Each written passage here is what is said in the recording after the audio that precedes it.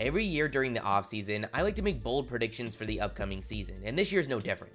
I definitely hit on some last season, such as the MVP going to a dark horse as Nikola Jokic won with just 36-1 odds before the season. But I also thought Kevin Durant was going to be a shell of his former self coming off an Achilles injury, which definitely wasn't the case. These are bold predictions, so while unlikely, I think I have a better chance at happening than most. If you guys like the content, smash the like button, smash the subscribe button. Over 50% of y'all that have been watching the videos recently still aren't subscribed. What are you doing? Let's try to get 69 likes on today's video, and let's get into this. To start things off, this one might shock a lot of y'all, but I think the Golden State Warriors are going to win the NBA title, led by Stephen Curry, taking home his third MVP. Now, this one's not super crazy, as they actually sit with the third best odds according to Vegas, which is better than the reigning champion Milwaukee Bucks. They're sitting at plus 800, but are way behind the Lakers with the second best odds at plus 380, and the Nets are currently the favorite at plus 220.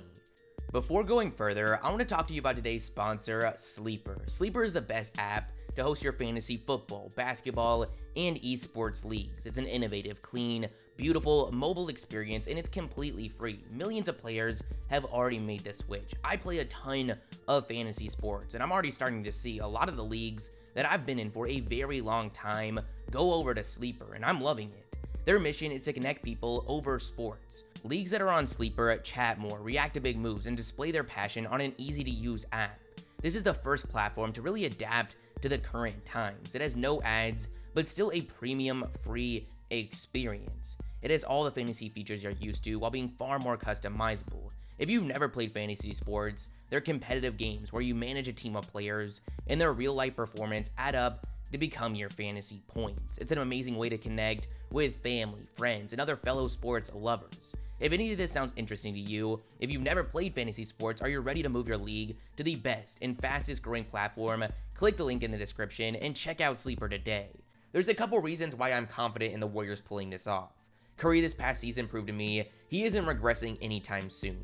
He went on one of the craziest stretches we've ever seen, and I truly believe he's going to emerge as the clear MVP. Klay Thompson's returning from injury. Coming off back-to-back injuries is definitely concerning, but after seeing recent comebacks, such as the previously mentioned Kevin Durant, I'm really not worried, especially given his primarily catch-and-shoot play style. I really think with how long it's been since we saw him play, people are forgetting just how impactful he can be. In 2019, he was averaging 22 points a game, shooting 41% from 3 on 8 attempts, while being one of the best perimeter defenders in the league. This team still has Draymond Green, who really has no ability to put the ball in the basket at this point, but still brings a lot of value as a defender and a playmaker, and his value is only going to be re-emphasized by the return of Klay Thompson. Andrew Wiggins this season I still think is going underrated. He averaged 19 points on solid efficiency, and for the first time, really bought in on both ends. I think this team actually has a shot just with how the roster stands right now. If we see strong development out of Wiseman, that would really give them depth in the front court between him and Looney. They got a steal in free agency with Otto Porter Jr. on a vet minimum. It also looks like they really hit in the draft. In the summer league so far, Moses Moody and Jonathan Kuminga look like the real deal. It's hard to expect rookies making a massive impact when it comes to competing for a title, but with them projected to come off the bench, it feels a little different. The X factor that gives me the confidence to predict them winning the title is going to be the chance that they still make a big trade. Apparently, Ben Simmons wants to come to Golden State. Maybe that gives them a lot of leverage. I still wouldn't be surprised by other guys like Bradley Beal getting back into the trade conversation. I also don't have a lot of faith that the Brooklyn Nets, the odds-on favorite, are going to be able to keep their whole big three healthy for an entire playoff run.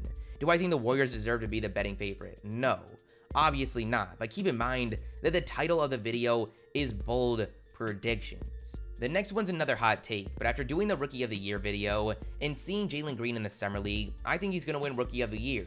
Now, I just checked the odds, and they've actually changed quite a bit with what we've seen so far.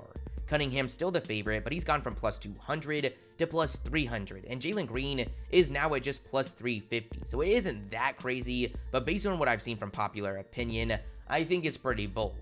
I think they're both going to have incredible rookie seasons, but the scoring numbers from Green and a better start is what's going to win him the award. I think we're starting to see a common theme with award winners. LaMelo played professionally in the NBL before getting drafted.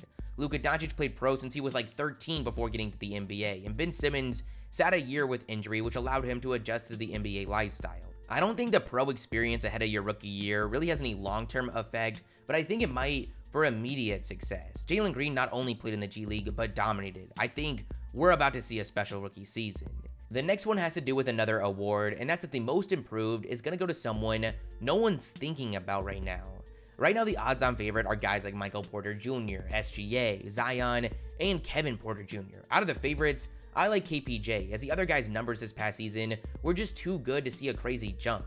But when I see guys like Zach LaVine with the 5th best odds, who this past season averaged 27, 5, and 5 on almost 50, 40, 90, I'm convinced we're going to see a surprise winner. I'm really intrigued by some of the younger guys that just haven't taken that big jump yet, like DeJounte Murray at plus 5,000, Darius Bazley at plus 6,000, or PJ Washington at plus 10,000, who's got a big child support bill to pay. This is an award that almost never makes sense to bet on, just with how much of an unknown it is going into the season. The next one might get some people heated, and that's despite an incredible rookie season from LaMelo Ball this past year. I think next year, he won't prove to be the best player from the 2019 class. That title is going to belong to Anthony Edwards. LaMelo is great. He averaged 16, 6, and 6 on solid efficiency in his rookie season. The only thing with him though is I think we kind of know what we're getting. He's going to be an amazing playmaker and a solid scorer both on and off the ball, but I don't think he has a half-court offense, or at least anytime soon, to really raise his offensive volume too much. We can't say the same for Anthony Edwards. In his rookie season, he got off to a slow start, but on the year averaged 19 points, 5 rebounds, and 3 assists. I think it was the end of the season that really opened the eyes of many that Anthony Edwards could be an efficient 25 plus a game scorer very, very soon. In the final 14 games, he averaged 24 points, 6 rebounds, and 4 assists, shooting 49% from the field and 36% from 3. I feel like if this team can stay healthy, most importantly, both Edwards and Cat, they could surprise a lot of people. This past season, we saw the Atlanta Hawks make it all the way to the Eastern Conference Finals. A lot of people looked at it as a fluke or a lucky path, similarly to what we saw a year prior with the Miami Heat. Now, I don't necessarily predict them to be in the Eastern Conference Finals again, but I don't think they're done competing at the top of the Eastern Conference. It's very rare that you have a team go that deep into the playoffs with so much of the roster projected to take big leaps. Guys like Bogdan Bogdanovic, Danilo Gallinari, and Clint Capella, I think you know what you're getting, but for most everyone else, that's not the case.